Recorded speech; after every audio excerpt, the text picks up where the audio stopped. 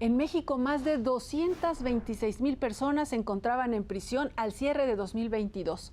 5.6% de este total son mujeres y casi 50% de ellas aún no han sido sentenciadas. ¿Cómo viven las mujeres privadas de su libertad? ¿En qué condiciones de salud, educación y trabajo se encuentran?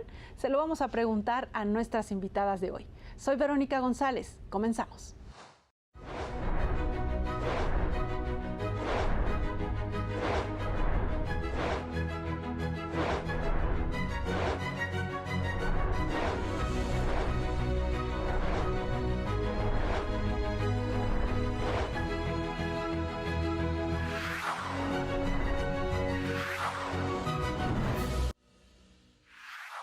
Para hablar precisamente sobre las mujeres privadas de la libertad, hoy nos acompaña Ruth Centeno López. Ella es directora de Investigación y Acceso a la Información en la Unidad de Litigio Estratégico de la Defensoría Pública Federal. Ruth, bienvenida. Muchas gracias. También está con nosotros Betty Maldonado. Ella es activista, directora de la Asociación Civil Mujeres Unidas por la Libertad México. Betty, bienvenida.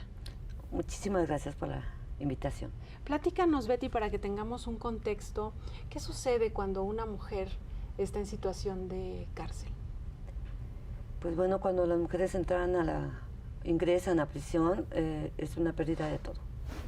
Aparte de la libertad, se pierde también la familia, el hogar, y poco a poco se va perdiendo la salud también. ¿Cómo son ciertas estas palabras, no? O sea, los hombres a veces están en prisión y ¿quiénes los visitan? Las mujeres, ¿no? La esposa, la madre, pero en el caso de las mujeres, ¿no? No, desafortunadamente las mujeres en prisión son las más abandonadas y tristemente porque pues también su misma familia la abandona, ¿no? Llámese esposo, pareja, novio, hasta los hijos. Entonces, la misma mamá de la tercera edad es la única que acompaña a su hija a pasar pues este tiempo. Entonces, con los hombres, efectivamente, se hacen filas enormes para ir a ver a los varones, ¿no?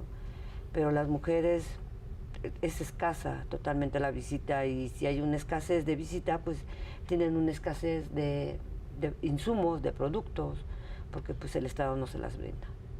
Abogada, ¿qué es lo que sucede con las mujeres que están en prisión? ¿Cuáles son sus derechos y qué atenciones, qué obligaciones tiene el Estado? Bueno, lo primero es que las personas privadas de libertad, pues estamos hablando de un grupo de atención prioritaria. Precisamente porque están bajo resguardo del Estado, hay un deber reforzado pues para garantizar el acceso a su salud, garantizar principalmente su dignidad como personas y a partir de eso pues todos los derechos asociados y que les acompañan. Particularmente pues desde el artículo 18 constitucional relacionado con el primero, estamos hablando de mínimos que tendríamos que esperar del sistema penitenciario y este acompañamiento.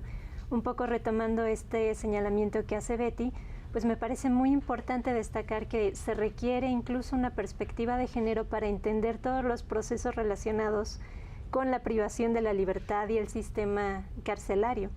Propiamente, pues aquí lo primero que vemos es que se replican ciertos roles de género, mujeres como cuidadoras siempre, el escrutinio, el escarnio social que hay cuando se rompe con esta idea de cómo tendría que ser una mujer, que hay un doble castigo, no únicamente el que pone la ley, sino la sanción social que se traduce en la pérdida de estas redes de apoyo, las redes familiares que refiere Betty, y por otra parte pues está a veces este abandono en que las tiene también el Estado, a partir de las instituciones que tendrían que estarles brindando el acompañamiento. Aquí es donde se vuelve particularmente relevante pues hablar de los jueces de ejecución de sanciones y el acompañamiento que se da desde la Ley Nacional de Ejecución de Sanciones Penales, pero también a partir de dos series de normas que son muy útiles en cuanto a conocimiento y la aplicación que pueden tener, que son las reglas Mandela y las reglas de Bangkok, que ambas detallan pues la importancia de garantizar pues los mínimos, una dignidad personal, atención a la salud, condiciones óptimas para que las personas puedan hablar de rehabilitación, de reinserción social, tener condiciones mínimas pues para poder desarrollarse y continuar proyectos de vida que van más allá de la prisión, no perder la relación y el contacto con las familias Y pues aquí es donde la labor que tenemos como abogadas también toma mucho sentido en razón del acompañamiento que se brinda desde la sociedad civil. Y justo esos servicios, ¿no?, que pueden tener en el caso de la Defensoría Pública, que son gratuitos y durante toda esta etapa de ejecución de la sentencia.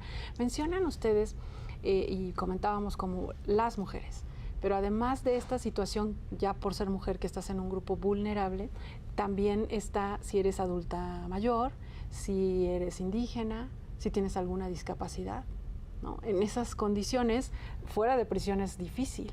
¿Qué pasa cuando están en prisión? Desafortunadamente no hay una atención específica para las personas de la tercera edad, ya que pues sí tenemos muchas mujeres que tienen enfermedades crónicas degenerativas, en donde pues bueno, así como nosotros tenemos derecho a la vida, también ellas tienen el derecho a morir dignamente en su casa. Son mujeres que realmente están súper enfermas.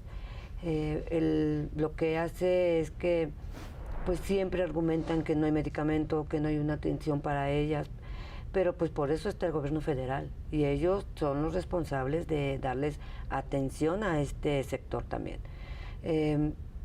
La verdad no tengo así como las estadísticas o la cifra de cuántas mujeres de la tercera edad tenemos a nivel nacional, pero sí tenemos bastantes mujeres. Tan solo en Santa Marta pues, hay una señora en Tepepan que tiene 89 años y pues está en una silla de ruedas. Entonces, ¿por qué no la dejan salir? Así como ella, pues tenemos muchos en otros lugares. En estos casos, abogada, la Defensoría Pública puede intervenir y darles el acompañamiento, ¿no? Claro, se ha brindado alguna suerte de acompañamiento, no solamente legal, sino también se ha buscado en materia de restitución de derechos. Y es importante señalarlo porque si bien se pueden interponer algunas controversias para garantizar que haya acceso a medicamentos, atención médica, algún acompañamiento adicional que se pudiera requerir, pues también se ha buscado en vías de colaboración que participen otras instituciones o autoridades que si bien no son partes procesales, como podríamos conocerlas, sí pueden tener alguna coadyuvancia en estos procesos. Y, por ejemplo, está en la Ciudad de México el Instituto de Envejecimiento Digno. Podríamos hablar en los casos de personas que realizan labores de cuidado con niños, niños, adolescentes, personas con discapacidad que están fuera de este espacio penitenciario, pues también de algunas otras instituciones que pueden brindar acompañamiento, que pueden brindar orientación y sobre todo pues frente a la necesidad de una persona que pueda realizar estas labores de cuidado o la responsabilidad de crianza, que también implica a la vez muchos otros procesos que son bastante complejos y que requieren alguna visión adicional. Y pues no solamente eso, sino que también algo en lo que constantemente estamos pensando, retomando esta cifra que nos compartías, que tiene que ver con la prisión preventiva. Algo en lo que se ha trabajado de manera constante sin que les dicten sentencia. Ha sido precisamente en la revisión de esta medida cautelar. Por lo menos estar viendo si cambian las condiciones contextuales, objetivas, subjetivas, pensando también en estas interseccionalidades de las personas, porque la discapacidad puede ser temporal, puede ser permanente, puede llegar en cualquier motivo, por cualquier motivo y en cualquier momento de nuestras vidas, y se puede reflejar en distintas barreras que se van presentando con el entorno. Entonces, que tienen pues, este derecho a estar en prisión, pero de manera digna. Vamos a hacer una pausa y regresamos con más comentarios sobre la situación que viven las mujeres que están privadas de libertad. Regresamos. ¿Fuiste detenido de manera arbitraria o estás acusado de cometer un acto que es contra la ley? Tienes derechos y nosotros podemos representarte. Acércate a los servicios gratuitos del Instituto Federal de Defensoría Pública. Te defendemos en cualquiera de las etapas del sistema de justicia penal acusatorio, es decir, desde el momento de la detención hasta la ejecución de la sentencia. Si fuiste procesado en el sistema penal tradicional, también hacemos valer tus derechos. Las y los defensores públicos federales protegemos tus derechos ante agencias del Ministerio Público y centros de justicia penal en todo el país. Llama a Defensatel 822-42-42-6. De la mano del Instituto Federal de Defensoría Pública, haz valer tus derechos.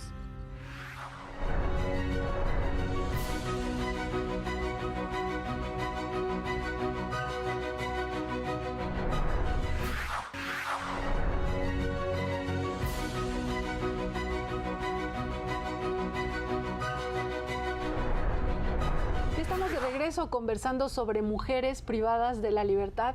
Betty, compártenos desde tu experiencia, pues lo que tú viviste y ya en esta etapa como activista, ¿qué sucede? Hablábamos de la prisión preventiva y cómo el exceso, ¿no? El abuso de esta medida que debería ser una medida cautelar y, ¿no? Y tener la respuesta pronta.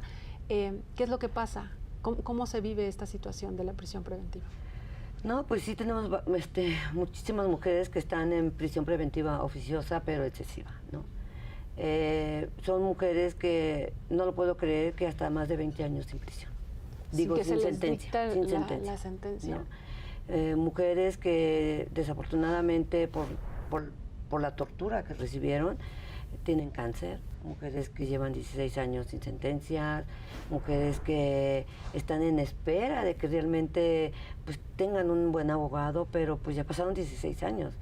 Entonces, pues estas mujeres no dejan de tener como este rayito de luz, ¿no? Y sobre todo porque pues nosotros entramos a los centros penitenciarios y ellos nos dicen, pues yo ya llevo tantos años sin sentencia. Entonces nosotros es cuando hacemos ahí como esta plantilla de ver cuántos y por qué y esto.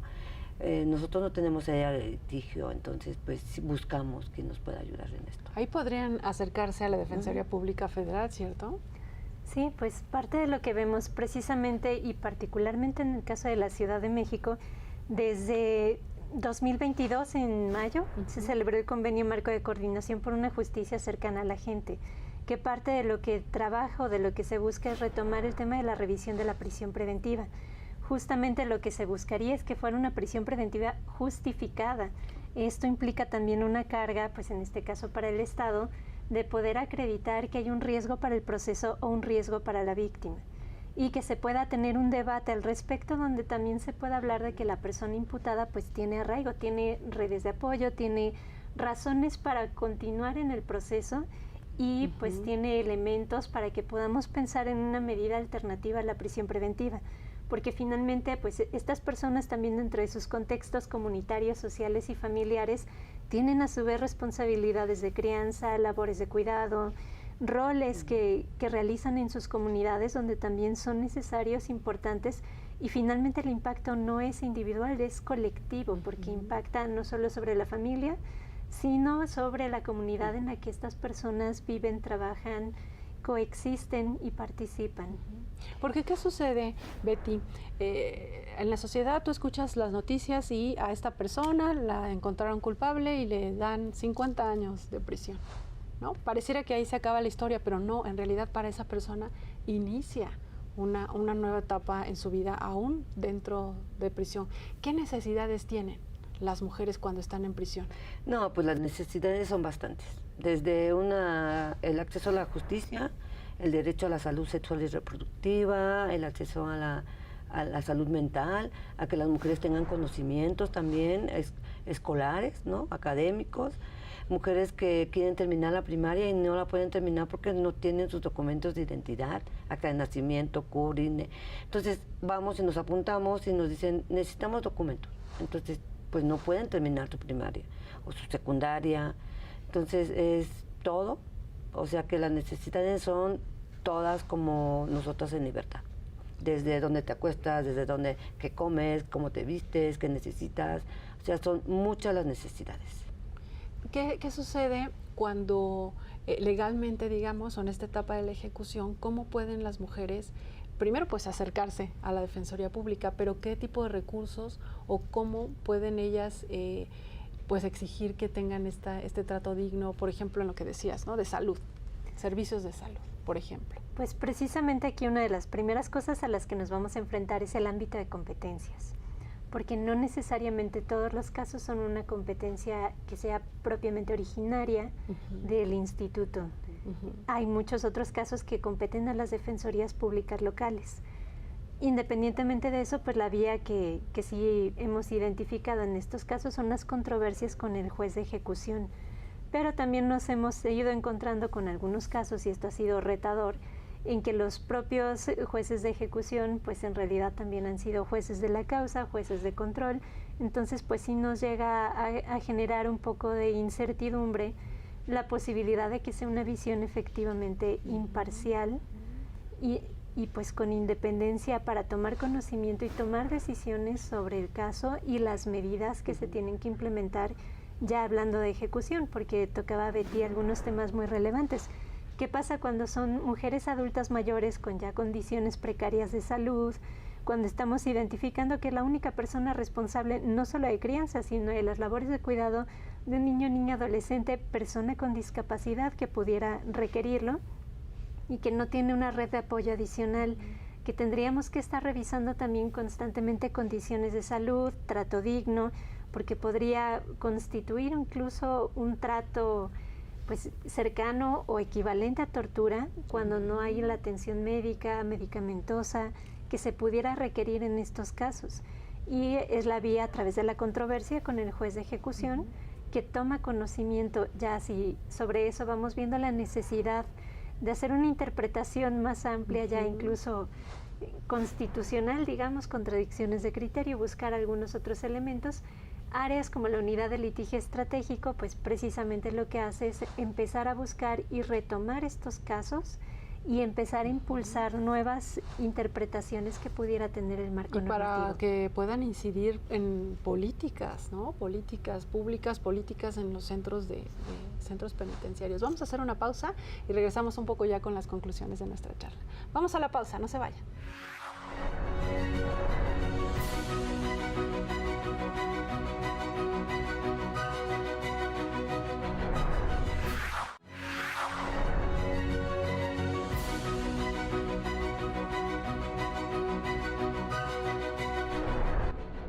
¿Te están cobrando más electricidad de la que consumes? ¿Te despidieron de tu empleo sin justificación? ¿Fuiste víctima de un delito o vives en un conflicto familiar? Aquí te ayudamos. En el Instituto Federal de Defensoría Pública brindamos orientación y asesoría jurídica gratuita. Acércate a nuestros profesionales especializados en atención a personas con discapacidad, Adultos mayores, mujeres, hablantes de lengua indígena, niñas, niños y adolescentes, migrantes jóvenes en conflicto con la ley e integrantes de la diversidad sexual. Búscanos. Tenemos oficinas en todo el país. Llama a Defensatel. 822-42-42-6. Respondemos los 365 días del año. Aquí te defendemos. Estamos en la parte final del programa y qué bueno que sigue con nosotros. Betty, estábamos conversando el tema de salud, ¿no? Cómo es que tienen derecho las mujeres que están privadas de la libertad a recibir servicios de salud. Y parte de la salud también tiene que ver con lo psicológico, ¿no? Con tu salud mental. ¿Qué pasa si no tienes esta atención? Hay una gran resistencia, digamos, del gobierno federal, en donde pues dicen que no hay presupuesto para psicólogos, psiquiatras, ¿no? Pedagogos dentro del sistema penitenciario. Y si no hay una salud mental estable, no va a funcionar una reinserción social efectiva. Entonces las mujeres cada rato están en una inestabilidad emocional y justo porque, pues bueno, por el abandono, el olvido de no solamente de sus familiares, sino también del Estado, pues entonces ellas no hay motivación para poder seguir adelante con sus proyectos de vida dentro de prisión. Eso está terrible porque los puede llevar a situaciones extremas. Sí, ¿no? y lo hemos sabido. Ha pasado casos de que las mujeres se suicidan, ¿no? Se quitan la vida por eso, porque pues al estar abandonadas, que no tienen red de apoyo y tampoco pues una atención médica, ahora sí que eficiente, con especialistas, entonces pues ellas son las que deciden terminar de una vez. Son libres de otra manera y eso no debe de pasar. Ya cuando tienes una sentencia y te dicen vas a estar 20, 30 años aquí, sí necesitas un acompañamiento, ¿no? Una reestructura, ¿qué plan de vida vas a tener aquí adentro? Es real, ¿no? Claro. Incluso se van a volver a casar quizás, van a tener hijos, ¿no? Sí, ahí hay varios factores a considerar. También hablábamos de cómo la edad y las condiciones de salud se van precarizando y lo que llega a suceder cuando vives con una discapacidad privada de libertad. Muchas veces no va a haber ajustes razonables, ajustes procedimentales, ni un sistema de apoyos óptimo para que puedas sobrellevar todas estas condiciones. ¿Cómo tendrían que hacer estos ajustes razonables o en qué consistiría? Hay una larga charla detrás de todo esto, pero digamos que en principio, conociendo las necesidades específicas de las personas, porque finalmente son sujetos de la toma de decisiones y tendrían que poder participar en cómo se les tiene que ayudar.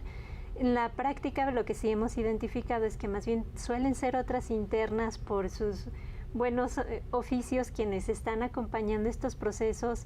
Muchas veces no hay familiares que puedan estar detrás y pues dependen de ayuda para lo más básico, que nos lleva nuevamente a preguntarnos qué tan conveniente es mantener estos esquemas cuando ya se está convirtiendo en una situación indigna para la persona privada de libertad y pues también tiene impactos para el Estado.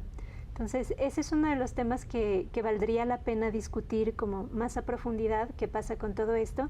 Y el segundo es que se trata de una problemática estructural, salud ginecológica, salud mental, muchas que se pueden observar aquí, necesitarían todo un aparato que esté dando este acompañamiento no solo al interior de los centros penitenciarios, sino incluso para quienes no nos encontramos dentro de uno y que sí se llega a requerir en lo cotidiano, pero pues no hay las herramientas y nuevamente pues frente al hecho de que es complicado poder hacer estos cambios normativos, llenar rápidamente estos vacíos, a veces la única vía que nos queda es una reinterpretación normativa impulsada a partir de litigios estratégicos, de reinterpretaciones que se solicitan a partir de contradicción de criterios o pues directamente solicitando interpretación al máximo intérprete constitucional, que en este caso es la Suprema Corte.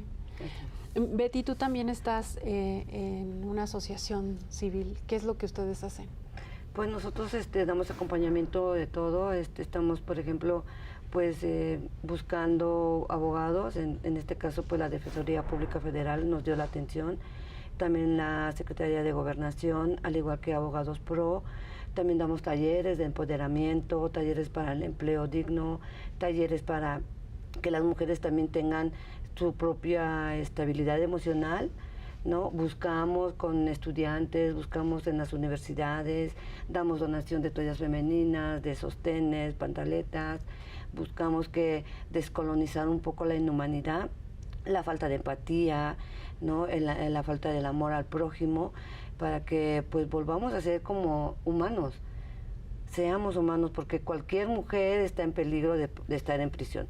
Y si fuera nuestra mujer de nuestra casa, entonces pelearíamos y entenderíamos que ellas no son mujeres de prisión, son nuestras mujeres. Entonces, eso es lo que hacen ustedes en la asociación. Un poco encaminándonos a las conclusiones de nuestra charla, abogada, me gustaría que un poco desde la unidad de litigio estratégico, qué es lo que sigue, ¿no?, para acompañar a las mujeres que están en prisión, o cuáles son los desafíos que ahorita enfrenta la Defensoría Pública llevando la defensa, como nos explicabas, en lo que tiene que ver a su competencia, ¿no?, y con este convenio. Bueno, particularmente algo que estamos haciendo en este momento es contar con datos duros, información analizada por nosotras mismas para entender dónde necesitamos poner mayor énfasis, si es un tema de ajustes razonables, si es un tema de acompañamiento a derechos de personas adultas mayores, si hay algunas otras condiciones, incluso en temas relacionados con medidas cautelares donde tendríamos que empezar a poner mayor énfasis. Y justo, pues hablando de los temas de gestión y salud menstrual digna, también estamos trabajando en ese proceso de contar con mayor información para poder establecer rutas y estrategias litigiosas en estos temas. Y ahí nos ha ayudado mucho esta interlocución que tenemos con el observatorio, con sociedad civil y pues incluso con las visitas que realizamos a personas internas que también nos permiten tener una retroalimentación continua para ir puntualizando de qué manera podemos impulsar nuevos estándares en materia de protección de derechos. Betty, finalmente, ¿tú qué le dirías a los familiares de las mujeres que están en prisión, a la sociedad en general? ¿Por qué no debemos olvidarnos de las mujeres que están privadas de la libertad? Pues en primera instancia porque somos familia y a la familia nunca se le deja. Y porque tenemos la misma sangre roja, todos y todas y todes.